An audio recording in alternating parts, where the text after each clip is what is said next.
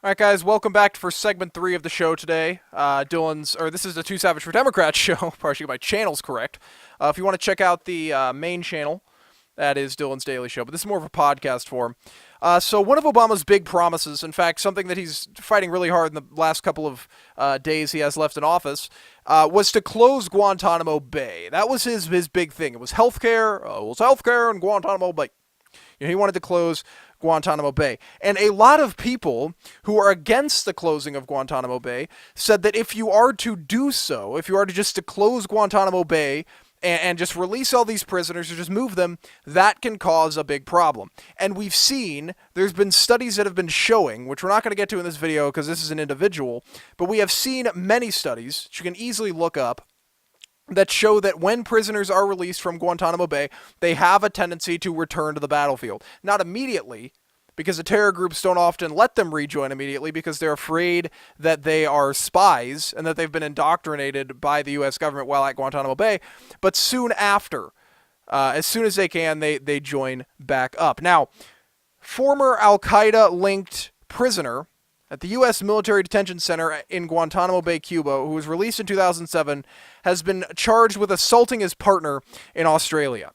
So the AP, the Associated Press, identifies David Hicks, who's 41 years old, as the first prisoner held at the prison, also known as GITMO.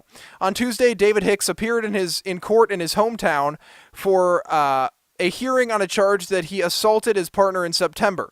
The charge carries up to a 2-year sentence behind bars. Hicks has yet to file a plea, but has been released on bail to appear before a judge again on February 28th. So this is just something that tends to happen with these criminals. Now, a lot of the time when you arrest criminals,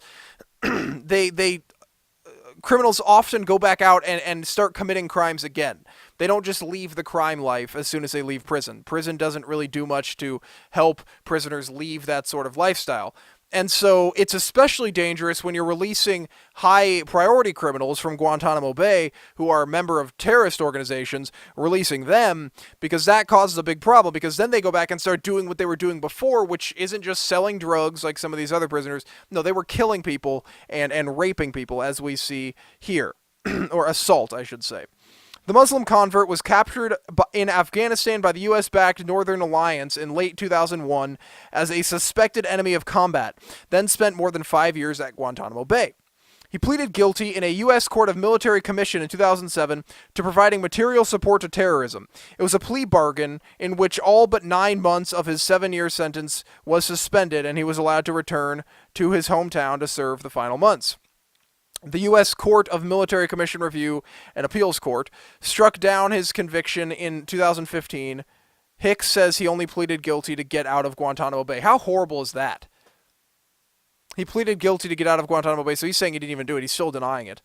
But nevertheless, the AP cites court records to show that the former GITMO detainee traveled to Pakistan in 2000, where he joined the U.S. designated terror groups Lashkar-e-Taiba, and participated in the attack on forces from Pakistan, regional rival in India. Quote, he later went to Afghanistan and attended a training camp run by Al-Qaeda and visited its leader, Osama bin Laden. Hicks's only real fighting experience was helping to guard a Taliban tank near the Kashmir airport. But the main story behind all of this, that's really important, kind of the moral of this, is that when you release these prisoners from Guantanamo Bay, they go back and they still commit crimes. And what the type of crimes they were committing were bad. So I very much urge President Obama to not close Guantanamo Bay and to not release. I don't think there's many people left. I think there's like 30, maybe even less. There's like 8 or so. I don't know. The number's really small. It's under 50 people left in Guantanamo Bay.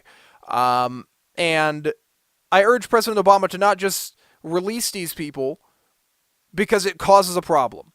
It causes a massive problem. And these people return to the battlefield. I mean, if anybody... So let's say that there's someone in Guantanamo Bay that murdered an American citizen. Now they're released because President Obama wants to fulfill a campaign promise. That person that murdered an American citizen is now walking the streets, a terrorist who returns to the battlefield. I mean, we had that deal, the Iran deal, where we released 5 high-priority terrorists back to Iran. Of course they return to the battlefield. I mean, it's just insane. I don't know the logic, but again, it's the Obama administration. There is no logic. There's absolutely no logic when it comes to this. I mean, you should not be releasing these terrorists back into the public. They're dangerous people.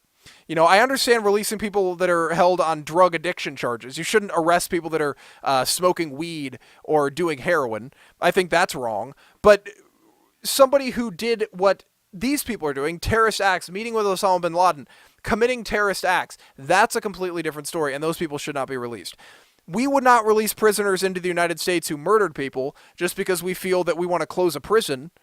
No, we wouldn't do that at all. So why are we doing it with them? Oh, it's because they're far away and we feel like we're removed from the danger. That's not how it works at all. But anyway, yeah, give me your opinion on this down below. Do you feel like we should be releasing detainees from Guantanamo Bay and closing it? Let me know in the comments down below. If yes, what is your solution to the problem of terrorists returning to the battlefield? Because I am very curious of that.